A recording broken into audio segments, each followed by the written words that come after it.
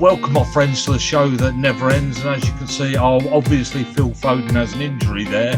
What happened to the hairdresser there then, Kieran? Did he sort of fall over while cutting your hair or what? To be fair, I mean, I assume he doesn't watch our videos, so I can mention this, but he was the only one in that day when I went to the hairdressers. Yeah. So I didn't have a choice. What's his job then? It's obviously not hairdressing.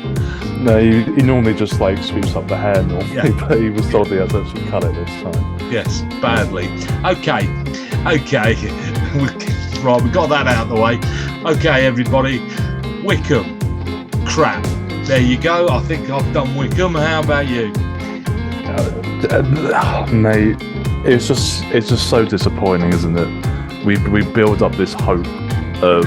They get our hopes up and... Yeah. And then we have a 2-minute highlights consisting of Wheeler having a snapshot on the edge of the box and Mehmeti's deflected shot going wide. Yep. So, cheers Wycombe, big up. Yeah. Brilliant. Okay, that's Wycombe finished, right? As you can see by the cover, the startup picture, we're covering the World Cup. Just to say very, very quickly, we're going to be posting these sort of a 10-minute slot about every other day, whatever, and we'll follow it along. Keep your eyes open for when these come out. We'll do quick reviews on the games played and a quick review on the games coming up, and we'll keep everybody up to date. I know we've got to cover how you predict a team getting through the next round. We'll deal with that en route as well. But this week, now, today, before we bring one out on Tuesday, this is going to be our one. And the hour is going to cover every football team at that tournament very, very, very quickly. But to give everybody a clue who we're playing, it struck me that everybody thinks England are going to walk through. Well, we don't, do we? But we're thinking we're playing easy teams and we're ready to have a go at them when we don't find it easy. Well, I want to show you how actually they're not easy, Iran. And if you look up all the other teams, they're not easy either. So we'll start in, Group A would be a good place to start. And let's start with the Netherlands then. Okay, Netherlands. They play 5 at the back. They play with wing backs. They play on the break. They often play in a 3-4-1-2 and will bring the 2 wing backs up and play 5 at the front. There's your information on the Netherlands. Players to watch out for, interesting players. De Jong, we might actually get to see him play. Not in the Premier League. He plays for Barcelona. We have Dumfries, plays for Inter, and Gakpo, his name, plays for PSV. We've got, there's one, Koop Miners for Atlanta, plays a midfield. He's all right. And Timber for Ajax. No, don't know him. Well, there we go. Start there, Kieran. What can you tell me about anything there? Netherlands, they certainly have lost a little bit in terms of their attacking prowess ever since. Because, of course, they got to World Cup final in 2010.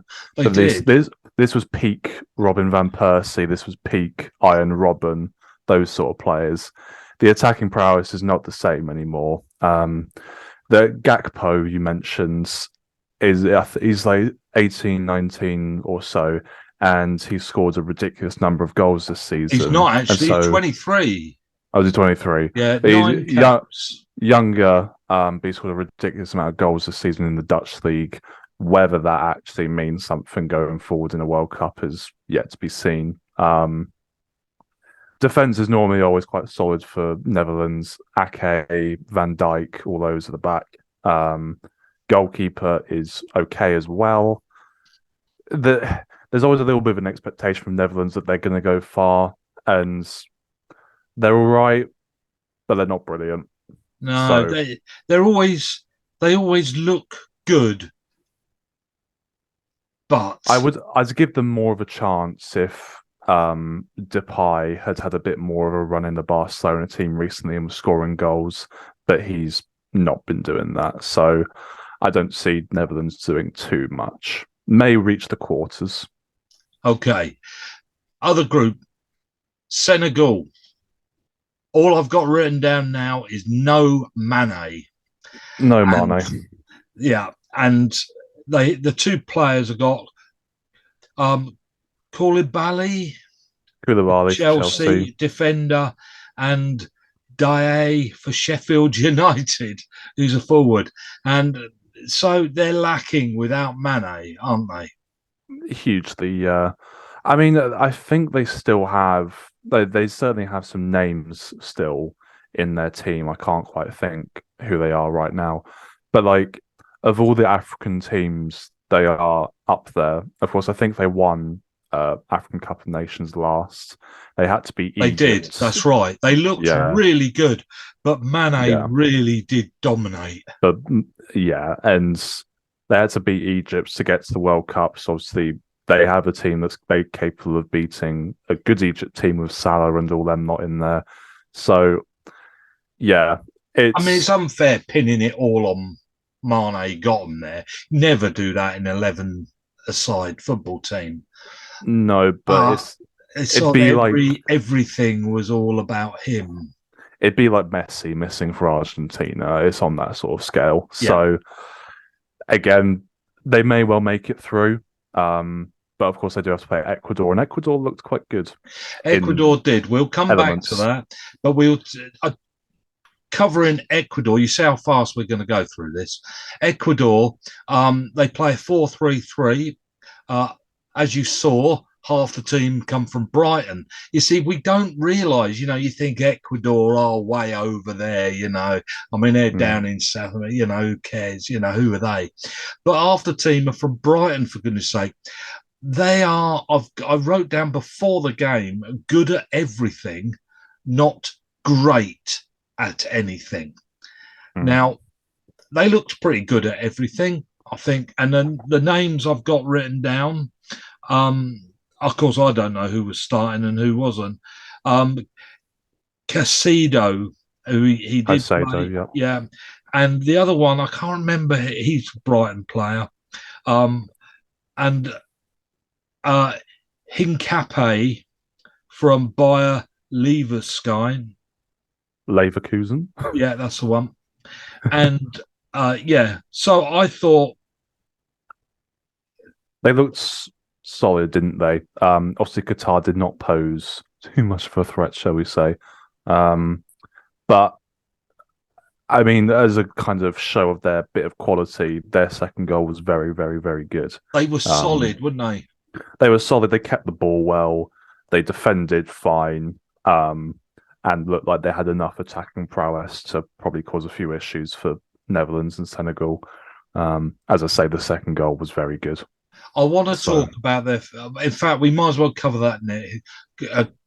I keep kind of calling them Quasar. I don't know why. Was that a film or something? A game or something? Qatar, I'm sure it was. It was a name of something in a film. Rayquaza's a Pokemon, if you're thinking that. Qatar, they spent 6 months in a training camp. So whether they were allowed out, I don't know. We're not going to get into that. Nobody knew, is the honest truth. They have a regular 11. Nobody knew. They beat Japan and South Korea. Yeah. So you were expecting something. Well, they looked terrified and they couldn't hold on to a ball. The goalkeeper probably didn't help. Letting that. Now, that first goal that Shearer said, it wasn't. It was. I'm sorry. He was offside. And they know he was. We discussed what they've got in the Champions League that they brought to the World Cup. And they've got 29 zaps on people each to know exactly where each part of the body is. They then had 20, 15 things up in the roof so they know exactly where players are, can zap them, and there's a zapper in the ball. And it takes 500 shots a second. Okay, so Piece of information, yeah. it doesn't get it wrong. I'm sorry, Alan Shearer. If you thought he wasn't offside, then fine. If you thought it was wrong, fine. He was offside. What was wrong is it should never have taken so long. They can get it instantly, but also they didn't tell us what it was fast enough. It wasn't very clear, was it? I mean, I couldn't tell the first time I looked at it what I was actually supposed to be looking at. I don't know what they were talking about. I enjoyed the commentary from Dion Dublin being like, on the offside is... Oh, I don't know where the offside is. So, yeah, I mean, it was. So, fine. Yeah, fair enough. You can't give goals because Alan Shearer didn't see it. I think people were assuming the worst, weren't they? Because they gave a dodgy offside for Qatar's benefit. Yes. Being like, everybody was thinking, I wonder how much went into the referee's bank account. Yeah. And so I think the people were feeling a little bit dodgy, but fine. Yeah. They got to tell us. They got to tell us. Yeah, it's communication of knowing what's happening, especially in those sort of situations where it is unclear. But Qatar in general was a football team. The only player that I saw that I thought was okay was their left centre back, who actually tried to create stuff and looked somewhat comfortable on the ball. Everyone else, not a chance. Yeah, they posed absolutely nothing. Afif, their forward, he was supposed to be their star player. He plays. They evidently were crapping themselves. But he does play for a team called Al Hilal, which does make you worry a bit. He's 26 and he's got 84 caps now. So anyway, who's going to tell me who's going up? Name the two. We'll say Netherlands and we'll back Ecuador. Go Ecuador. Okay. Group B then. Come to Group B. Can we just say about, did you see the FIFA's president? His little You really think it's a joke? Like, I saw it on Twitter be like, surely that's just edited, and it's just not. It's brilliant, isn't it? And Morgan Freeman in the opening ceremony and all that. It's just like... It gets worse, doesn't it? Oh, there's going to be more. There'll be more throughout this tournament, won't there? I'm going to say, I mean, my tiny bit on this, okay, is the arguments should have happened in 2010. The board that made the decision were corrupt anyway. Yeah. We know that, and they made the decision. Nobody stopped it early enough. Olympics were held in China. World Cup was held in Russia 4 years ago. Hasn't changed either of those countries and made them better. Lots of arguments both ways to do with lots of different things about the culture of different countries and human rights. And there is a difference. And so there are some things I think people are jumping on a bandwagon to point a finger at the country, but there are some things, there are reasons for it not to have been played there. And so some arguments I agree with, some I don't. People dying to build stadiums is not a good one, and that is not based on culture. No. That's based on human rights, and I think there's a line, and I think they crossed it. And then the FIFA president saying, "I feel like a migrant worker." But you see, then we come to the fun of it's in America and Canada in 4 years' time. And although I think you can't blame us for everything that happened 200 years ago in this country, America are not innocent of human right crossing the lines today. No. But I'm not sure we're going to hear so much about that. Well, I'm not. I mean, who's to judge who anyone isn't crossing a line somewhere? I do agree, sort of, with Mr. FIFA, is let's get on with the football and we'll come back to it in a couple of weeks. Yeah. And yes, players do keep opening your mouth. Fine. Do wear your armbands. Fine. Do take the knee. That's fine. Indeed. Do what's right in your book. Okay. Group B, talking of which, countries that have never done anything wrong. America, Iran, Wales, and England. Didn't we try and conquer the world? America bombed everywhere. Iran killing people and torturing. Yeah, I think so. Yeah, I think Wales all right though. Wales just have a sheep. Right, Wales, they're so innocent. They're nice people, Wales. They are. Well, I married one. Exactly. Yeah. Boy Bach and all that. Absolutely. Please don't write any horrible stuff about us. We're just taking the mickey out of the Welsh. Iran, highest rated team in Asia. Can I just say, this group, while we think, England should walk it, this is the only group that have 4 teams in the top 20 rated football teams. They're all in there. Iran are 20th, actually. This is not a walkthrough. I just want to make that clear. When England walk onto that football pitch, they've got 3 other decent, and that includes Iran, just because we don't watch them very often, doesn't mean they're rubbish. Okay. They're very defensive. They counter-attack. They low block. And the first goal is going to be crucial. England, the first goal is going to be crucial. If you look at all of Iran's results, whoever scores first wins the game. And that is it. Let one in and you lose. England, just want to mention. And the goalkeeper, have you heard about Mr. Goalkeeper? No.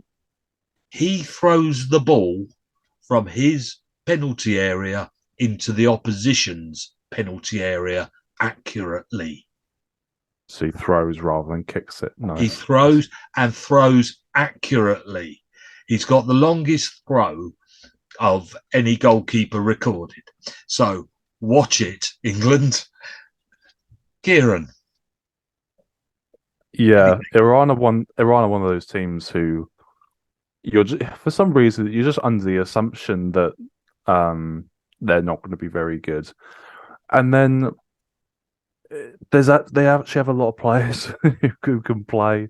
The one that stands out that you might have heard of is Taremi from Porto. Taremi, yeah, he's only behind Mbappe and Salah as the Champions League top scorers this season, and he knows what he's doing, doesn't he? There's someone there who can. He's good. Yeah, I've got so much data on all of these players. I mean, this is but we're doing a whip round. He's got 60 caps, and he is, since he arrived at Porto, he's got 36 goals and 23 assists in his first 2 seasons. Yeah. That means he's bloody dangerous. They're going to be competitive. They're going to be dangerous on the break, as you've said. I'm not sure a low blocking team is really who we want to be playing against, because we are not that sort of team either. So it'll be very interesting. It's not. I can see it being a 0-0 very easily. Agreed. England. Sorry. Poor results, individual mistakes at the back. Question, are the players going to click? Okay. And this is I think the winners of this group are going to get 5 points. I think it's 2 draws and a win for the top team. This is not a 9-pointer. Okay. And England do beat teams in theory that aren't as good as, but they don't beat teams higher. And Harry Kane is scoring goals again. He also has the best goals per cap rate of all the players in this year's World Cup, and that is 0.68 goals per game. Yeah, and what I mean, it's been criticised that they're only against the supposed smaller teams, but it will be interesting to see how Southgate lines up tomorrow, because Iran are a low blocking 5 at the back kind of team. Will he put his? I mean, the 2 players that spring to mind who are the surprise inclusions in the team are Trent and Maddison, for being creative but lacking other elements of their games. Well, Maddison won't be playing, will he? Well, it looks like Maddison's injured, isn't it? Is he going to take the risk with players like Trent? Because I think he's got to somewhere. Having his flat back 4 or 5 and having Rice and Phillips in the middle, that's not going to cut it against Iran. So, I mean, the thing is, we say all this, it's not like our team is bad. And should we beat Iran? Should we beat Iran? Yes. And should we be confident going into the World Cup? Somewhat, yes. I think you just got to be careful. There's a lot of trips in there. Yes. There will be surprises. Yes. And we all sit there on the settee thinking, Iran, who the bloody hell are Iran?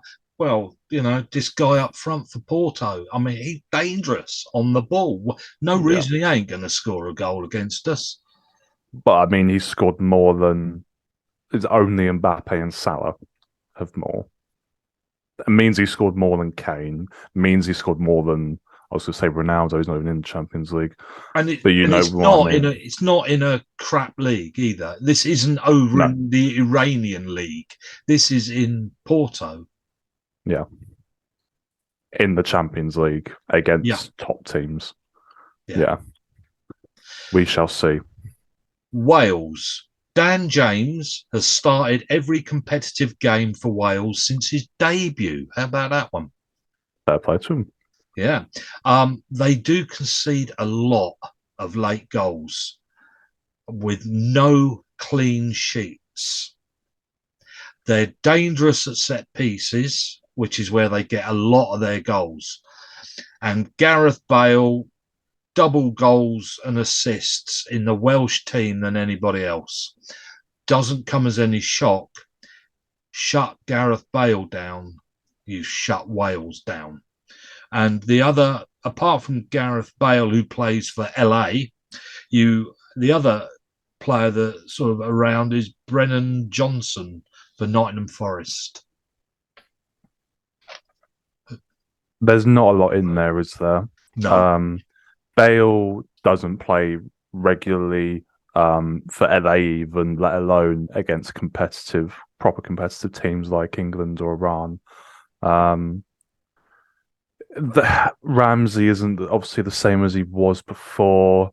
And they have... The thing is that Wales will work hard, and that's the thing we kind of got to watch out for. They'll also be kind of low blocking like Iran, I'd imagine. They'll try and counter and win those set pieces, and that will be their opportunities. Apart from that, it doesn't appear that they have too much threat. Giving away free kicks on the edge of the box with Bale on them is not advised either, and we know that from when we played Wales in Euro 2016. So shouldn't do too much Wales realistically, but they do have a bit. USA, they play a 4-3-3. They've got attacking fullbacks, but they don't have any goal scorers really in that team. They're not good in the 18-yard box or 18-yard boxes. In fact, both ends, their 18-yard boxes, defending and attacking, is pretty not good. They're hosting the World Cup, as we said, in 3.5 years, but the team age doesn't peak until then.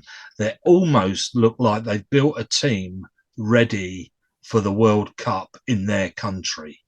And that seems what they've done. And they've actually, I've got loads of names that we would recognise.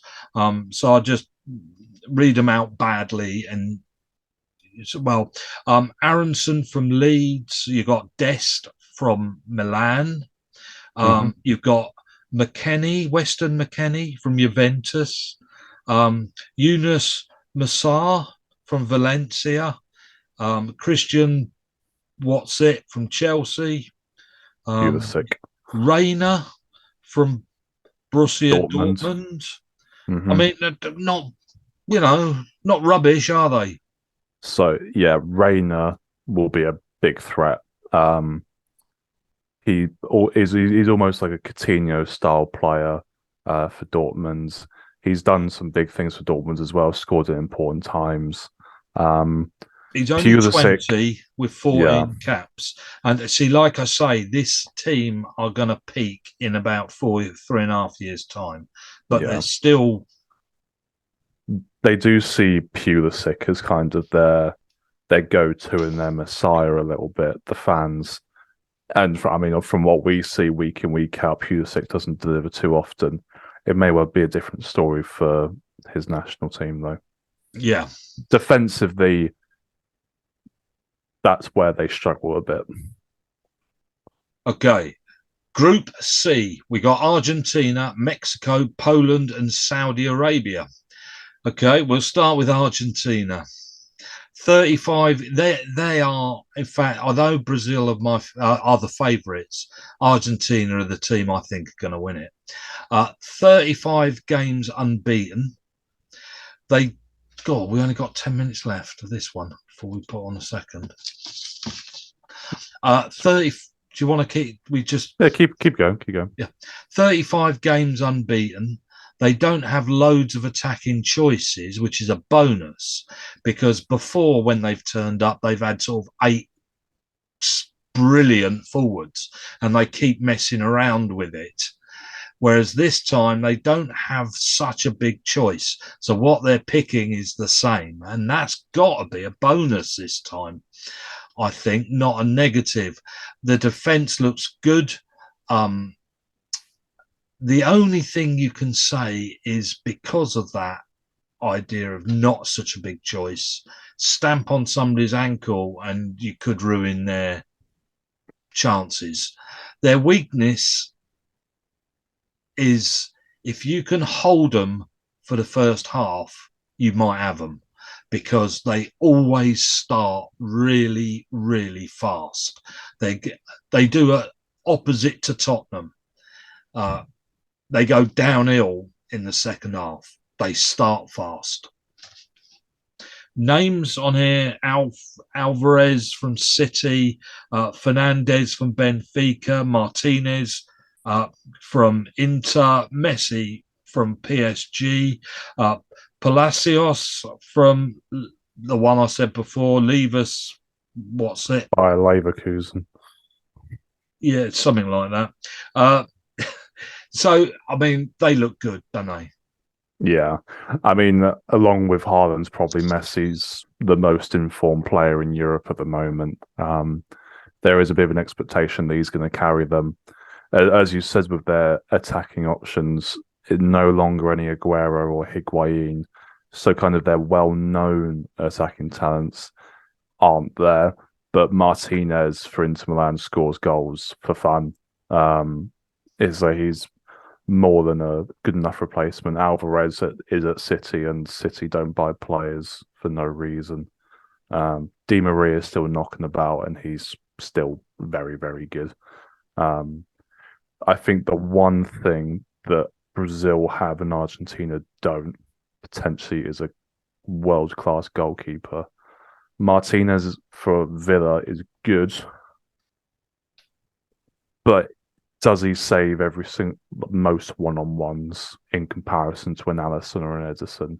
Potentially not. Okay. I think that's the one place they may falter. Poland.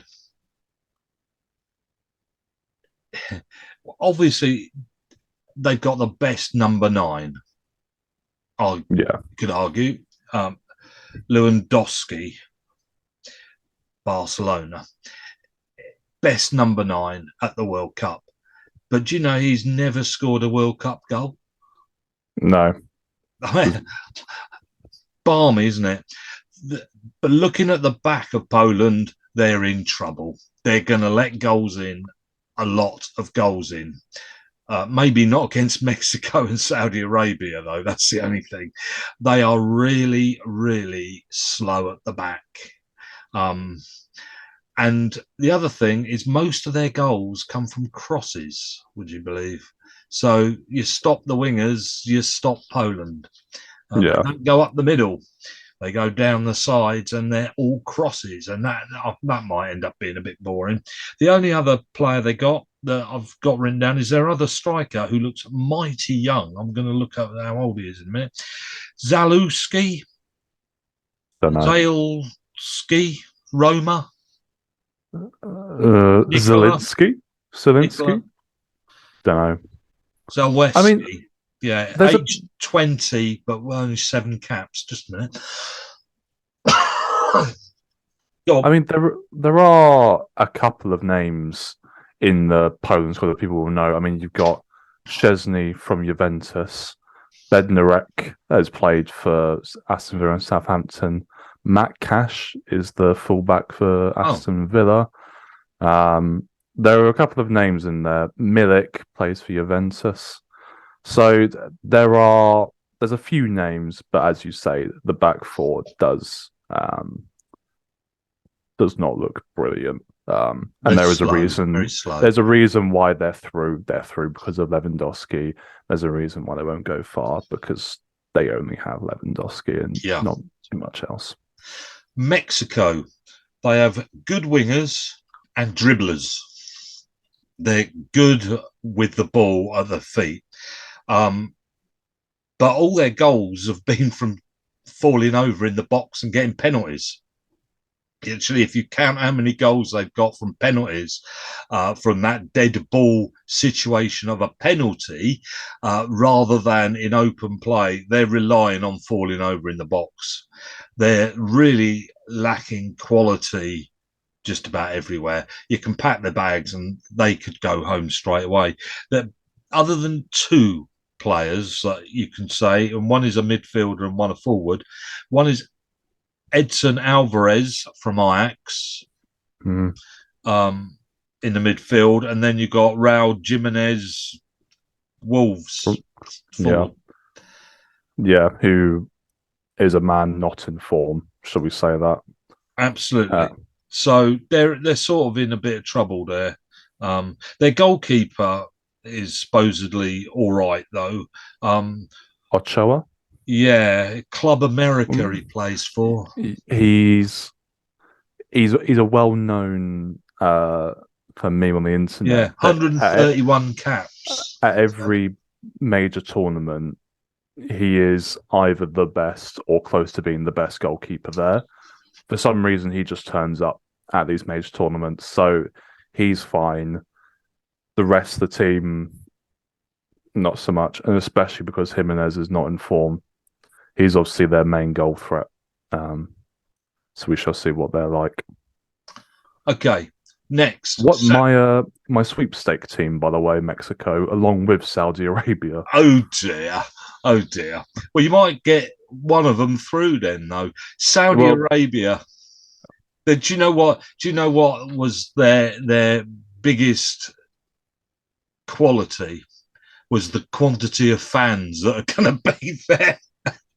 Yeah. Trying to find any other reason that they might actually get through was difficult. They Do they have a chance? Well, not really. Um, they have a problem even with fitness. Their players aren't fit. Can you believe? Um, they try to play out from the back. And then when they do, they get caught, panic, and belt it. And that is what Saudi Arabia are. They're going to be, I think they're going to be walloped. And they've got Argentina first, I think. Yeah. I think I'm lucky in the fact that in our sweepstake we have a prize for the statistically worst team. I think I may have won thanks to Saudi Arabia. They have nothing. Speaking of the fans, I saw a clip the other day where Gary Neville was like, "Oh, they might do well because they're bringing all their fans and all that," and then Roy Keane stood next to him, being like, "They can't bring 10,000 people on the pitch. So how are they going to win?" Yeah, they've got no chance. Bless them. Group D. Can we do? No, we can't do that in a minute and a half. Group D. We'll do the first team and then we'll re-record. France, Australia, Denmark, and Tunisia. Let's start with France, shall we? Yeah. No, we'll start with Australia with the minute left. Don't have the quality. All their players come from Scottish League. So they don't have the quality. I love that. They've got worse since we've last seen them. If we used to think that Australia weren't too bad, I'm afraid they've just literally gone downhill. Cowell from Central Coast Mariners is their player, one of their players that stands out, along with Mabel from Cadiz. They're two players they've had before. They've always carried them. Cahill and Delaney have now retired, so they're stuffed. Okay. Okay, then France. They're very cautious. This is manager's fault. Cautious, defensive. They use a block of 7. They've got no Chiante, no Pogba, and now they've got no Benzema either. They've got few caps on the actual in the midfield now. They've got a very weak midfield, I think. In the last 30 group games, they've only scored 1.2 goals a game. And which is surprising. Look at their forward. Their forwards, tons, but that's manager's fault. The names I've got down are Dembele and Mbappe. There's loads of other names down there that you could sort of look at for Real Madrid and Frankfurt, etc. They got loads. I mean, great quality up front, but Mr. Manager's a defensive bastard, a bit like Mr. England, yeah. Yeah. Camavinga will be the player who will come in for Kante and Pogba in the midfield. Plays for Real Madrid. Is very, very good. Will he be able to just easily slot in just like that? Who knows? Denmark. Can't call them a dark horse anymore. Not really. They're 10th favourites. They're brilliant in the midfield. There's 2. They are, because they're 10th favourites, this is the only group with 2 top 10 teams in it. Denmark play 4-3-3, 3-4-3. Interesting manager, though, because when Denmark last played England and lost, it was really the manager's fault. He took all their best players off and then lost the game, didn't he? Mm. So, who knows? What do you think, Denmark? I mean, got to the semi-finals of the Euros, looked dangerous, had a lot of decent players, only lacking really in world-class talent. If they had that, then they would go very far. Yeah, the names I got down is Mahale for Atlanta and Jonas Wind for Wolfsburg. Yeah, solid players, not quite world-class, but work very well as a team. And we know that working well as a team will trump world-class players who don't, i.e. why they've beaten France recently. Yeah. Tunisia. Oh, Tunisia. Third favourite in this group. They're good at set pieces. But this group is asking for very few goals. I think if you're going to have a night off of football, it'll be Group D, actually, in all honesty. Few goals in this group, but Tunisia are good at set pieces. And if you know anything about Tunisia, really? No. Right, let me see if I can find a name, that you might recognise. I think we only beat them 2-1 at the last World Cup, in all fairness. Yeah. But they were low blocking and boring. Slimane is the only name, and Slimani, yes, he Yeah. played for West Ham, I think, He at one did. point. Yeah. Yeah, he's all right, but that's about it. Yeah, and he's a midfielder, and that's about it. So that's Group D. Let me see D. I'm now looking for E, aren't I? I did everything upside down and back to front. That was the trouble. Okay. Group E are interesting because there's not one number 9 in any of the teams as far. Well, no, that's right. And I've got so little written down about these teams. It's quite funny. Germany and Spain, Japan and Costa Rica. Germany and Spain, funnily enough, now play exactly the same style of football. Can you believe? Just things have changed. Midfielders. Yeah. For Germany, I mean, that's all I've got written down for Germany and Spain. Not really much chance. They got no number 9s. They got no strikers at all. Their forward, Germany, is a Borussia Dortmund player, Moukoko, who is 17. And another Borussia Dortmund, which is Adeyemi. Yeah.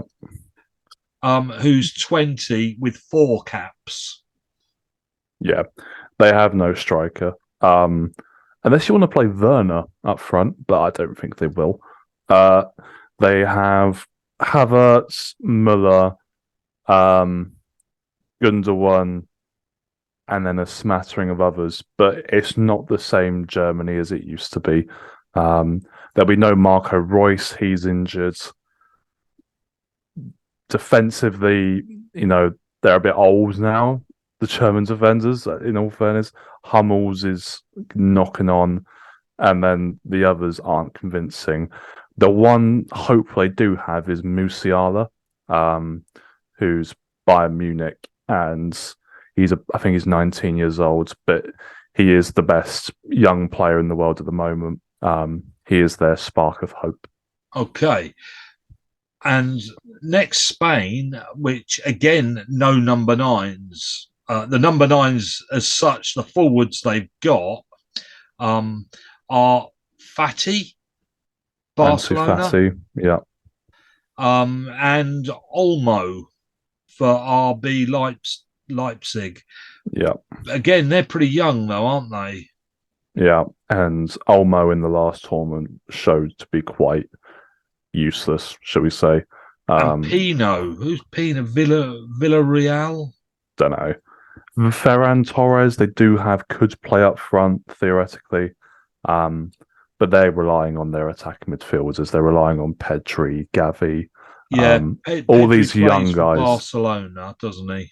Yeah, they're relying on youngsters heavily. Their kind of run up to the World Cup has been masked by the fact they haven't included De Gea or Thiago in their squad, which is just bizarre. They have, I think, 9 Barcelona players in their squad, and considering it's not the same Barcelona of old, they're in a little bit of trouble, Spain. They're not who they were. They're nowhere close to what they were. Right. Japan. Now, Japan play with wide players, and they've taken, can you believe, because they just didn't know what else to do, they've taken 6 wide players with them in their squad, because it's really the only quality players they've got. What they're going to do with them all, I don't know, because what they're going to do is they're going to stick their best players on a bench because all their best players are wingers. And we're talking here is Mitoma from Brighton and Kubo from Real Sociedad. That's it. I was trying to put the I in there, and that's so. I think this group are really weak. Yeah, the bloke from Brighton's okay. They no longer have Kagawa, who was their shining spark before.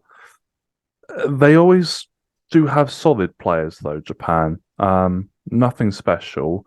I think they have a good chance of making it through. I think so. I mean, this is for anybody, and it could be for Costa Rica. Now, here's a I think Costa Rica, their number one goalkeeper from League One in this country, he's injured. So they've searched for another goalkeeper from somewhere else, and I don't know where they've got them from, but lower than League One. Which tells you something. Yeah. So, in other words, shoot is shame. It's a group with no number nines, really. Otherwise, they'd be in heaven. Right. Now, big players like their forwards, Benite from Sunderland. Don't know. Exactly. And this is it. I mean, they're in trouble, really. They don't have a lot. The only thing worth saying about Costa Rica is we are going to start seeing, I'm sure, some of these players from South America more with the Brexit whole thing that we explained a few weeks ago. They're going to start coming into our football and being trained. And I think when that starts to happen, we're going to see teams or countries like Costa Rica, we're going to start training their players. And I think that's going to make a difference. Okay, that's Group A, B, C, D, E. So we come to Group F. Group F, Belgium, Croatia, Morocco, Canada. Let's start with Canada. They're okay with and without the ball. They've got an English coach. I don't know whether that helps. Probably not. He was the women's football coach, and he's sort of swapped. Might be the most underrated side at the competition. I think they're growing. They're getting better. Underrated because they've never actually been to a World Cup in recent years. That's right. So the players we're talking about is Stephen Estaquo from Porto. No, midfielder. Davis from Bayern Munich. Yeah. Defender. David from Lille. And Buchanan from Club Bruges, who's the forward. They're getting better. They're not rubbish anymore. No, they're not. And they are helped by Davis significantly. Up there with the best left backs in the world. He is, along with their big defensive player, also probably their most attacking threat as well. There'll be a lot on him. Okay. Belgium, they're very vulnerable, defensive, dodgy. They play a 3-4-2-1. They're not flexible. They've got a lot of experience, but they're aging. They're an old team. They've got nothing new coming in. They're not a big country, so there's no reason they should have. They've always they threatened up till now, but they're on the way out. Yeah. And we know who they rely on, don't we? Yeah, De Bruyne, if they're going to do anything, is going to have to carry significantly because Hazard is now fat, and I'm not just saying that. He has been accused of being too fat. Lukaku is just a bit of a muppet. He's not playing, is he? He's not. Was even he not playing. even named in the team? He was, but I think he was been injured this whole time. So he is not useless, but close to it. And then defenders are old, like they had Vertonghen and Alderweireld and people like this before. They're old. Even like De Bruyne is old and all those sort of people. So yeah, no one new coming in. If they're going to do anything, it has to be this tournament, and it has to click quite well. Yeah, this is it. The end. This is it. Yeah. Croatia. When people talk about them being runners up because they were good, they weren't good. They got through all the way through on penalties. They are better this year than they have been. They've got speed at the back. They've got a good midfield, but they're crap up front. Players to look out for, obviously, Modric must be getting on a bit. Yeah. He's been around as long as I have. Gvardiol, RB Leipzig, Sosa from Stuttgart, Suchik from Red Bull Salzburg. So, you know, they have a few. They have a few. Their midfield's always been their strong point and was kind of got them far in other tournaments. But as you said, Modric, I think, is 37, Rakitic is 30 odd, and I think Brozovic, the other one, is 30 odd. This is a pretty. See, Canada stand a blooming good chance with this, I reckon. Yeah, they do. Croatia just, I mean, they were in our group at the Euros, weren't they? Yeah. And they didn't pose a threat at all, even though it was only 1-0. So. Morocco. Now, it is an interesting one. So many blooming players written down. LMN before N. I'm good at this. Morocco, manager for only the last 2 games. Don't know whether that's good or bad. I mean, no manager's had a chance to do anything anyway. No. I think they've got the best full-back pairing in the competition. One of them being Mazraoui, Bayern Munich. No. I can't say no him. I think he looks good. Whether this is good or not, I'm not sure, but they play real risky football. They go for it and score lots of goals. There is a snag with playing football like that, and that is you could get beaten. Yeah. But that is what they do. They got 2 good fullbacks, and they rely on them to keep the ball out while they go off playing crazy football. The other one's Hakimi, correct? Yes. Yes, Hakimi. He's good, isn't he? Yeah. PSG, one of their main attacking threats as well. Yeah. So the game to watch there, I think, is Morocco versus Canada, actually, out of the lot. I mean, most people think, Belgium versus Croatia are the 2 names. But I'd say, Canada. I mean, if Morocco get it right, they're the sort of team I'd hate England to play. Actually, play risky football. I'm not too sure I'd want that. A, B, C, D, F. We're on G. I've got to find G now, Kieran. Shouldn't be too difficult. G. Come on, Gary Lineker. How many are there? There's an H somewhere, isn't there? There's one more after this. So we got G. This is a good group to bother with. It's got Brazil, Serbia, Switzerland, and Cameroon. And I think what's fun about this is you've got 4 styles of football playing each other. Brazil, always favourites, then they collapse. They conceded only 5 goals in the last 17 games, though. Is it this year, do you reckon? I've said Argentina. That's because I think Argentina and Brazil will meet in the semis. I mean, people have been talking about the Brazil squad being the best there. It may be in, Neymar and Vinicius Jr. and their goalkeepers. Defensively in midfield, though, I'm not convinced. They've still had to pick Thiago Silva and Dani Alves, who are both 38. Okay. That's a bit dodgy, isn't it? Yeah. And their midfield are not in form. Fabinho isn't.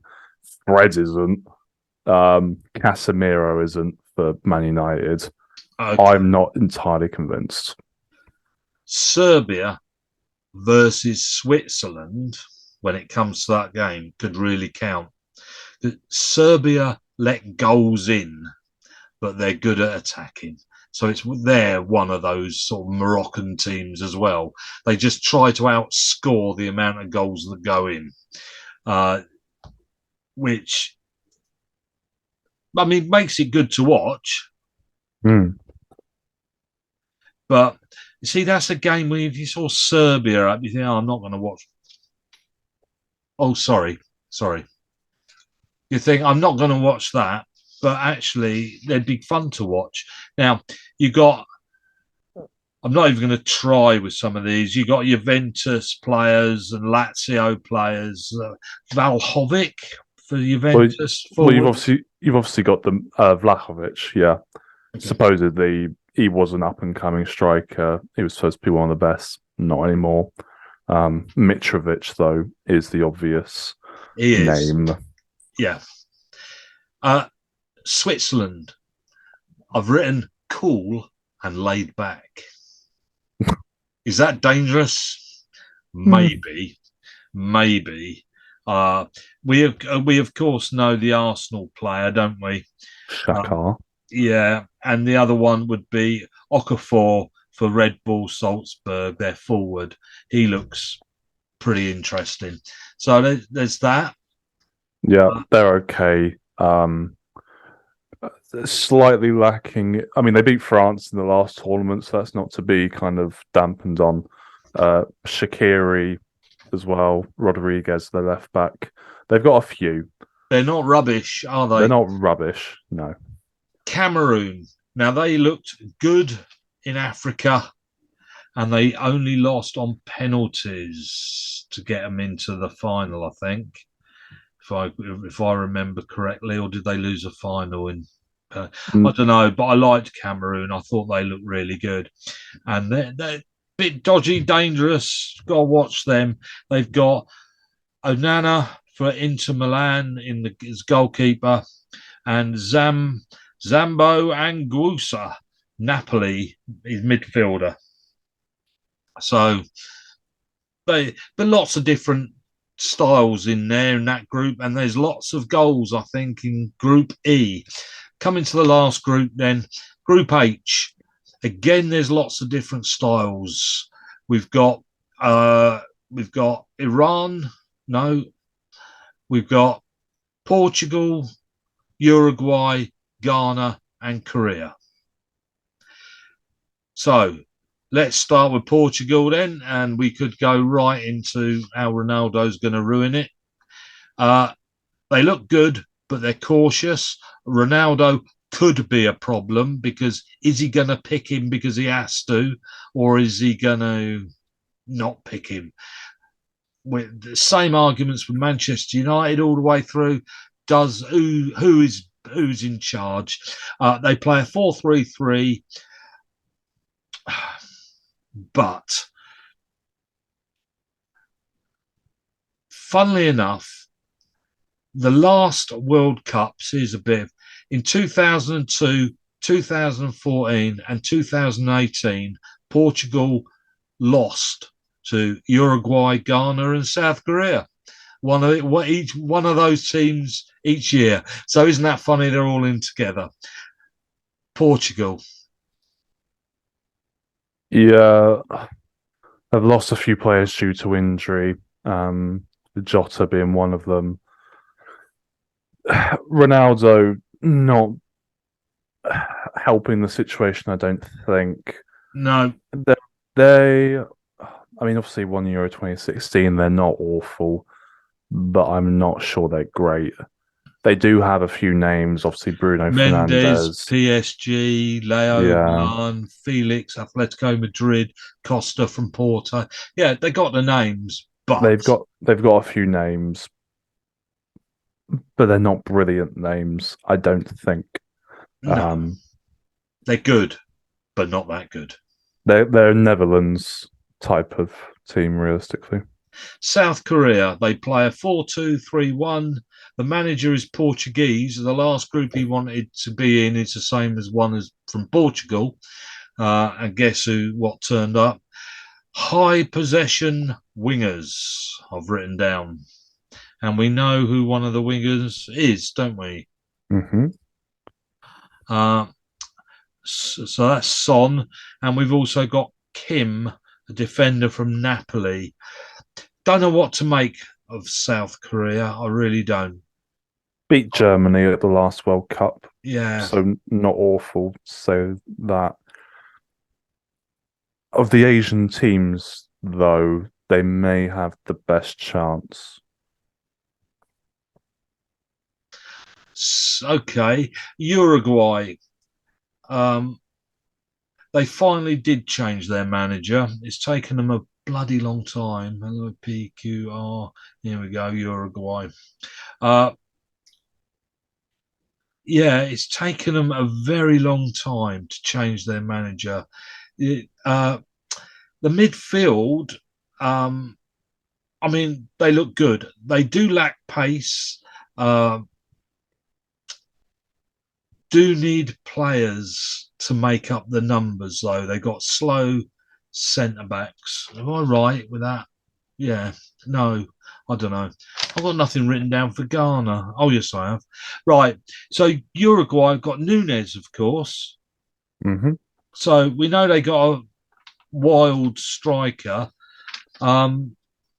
Valverde from Real Madrid.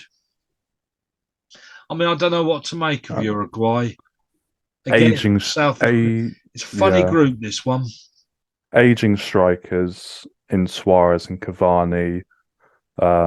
Nunes inexperienced in international football. Valverde good, but defense lacking. Yeah. And last but not least, Ghana, 61st in ranking. So I think they might be out. They've got good players, but they're not a team. 13 of their players have 5 caps or less. Yeah. They're the youngest squad in the tournament. Let's just have a look to see whether there's anybody, A, B, C, D, F, G, anybody recognises. I doubt it. Lamptey from Brighton. Yeah. Sulemana from Rennes. Williams from Atletico Bilbao are the 3 got written down. Yeah. Since they were kind of ranked top 15 in like 2010, they have gone downhill. Like Asamoah Gyan, Boateng, Kevin Prince Boateng as well. Not what they were. Few players, but they won't make it through. No. Okay, then. We'll come to an end here, shall we? Mm-hmm. And we'll have a look at a few games Tuesday, either both of us or me, depending on what you're up to. I'll give you a sort of a nod when I'm going to do it. If you want to, we'll have a few games to do there. We'll make it quick, 10 minutes. We'll do these sort of for about 10 minutes. But I'm glad we managed to get through the whole of the World Cup teams. If you're stuck with it that long, at least you've got a clue. So is that okay? You've got anything else to say, Kieran? It's coming home. It's coming home. It's coming home. Do you want to sing it? No. All right. Well, you better get back there over and join the England team there then, Mr. Haircut. And we're not, just to say, I'm not there myself. He's over there in hot, what's it like? enjoying it over Away in there? Qatar. Yeah, The facilities are brilliant, mate. excellent. Just no beer. No, Okay then, Kieran, say goodbye, goodbye. and I'll say goodbye. I hope you enjoyed it. Goodbye.